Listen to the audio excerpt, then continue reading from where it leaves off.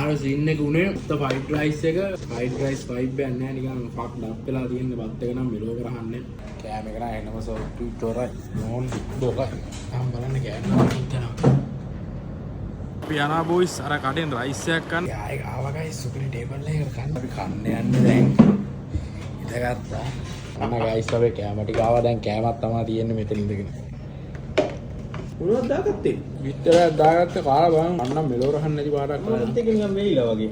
ඒ දන්නේ රහන් නැත්තේ නේ. හරියේ නෑ ගයිස් මේක නම් මෙලෝම රහන් නෑ. පිළිබලන්නේ.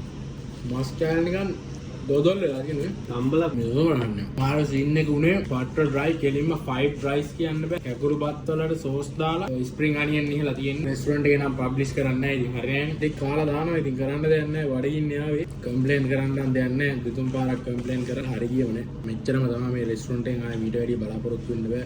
එහෙනම් අද වීඩියෝ ගහලා ඉවරයි. එහෙනම් ජය වේවා.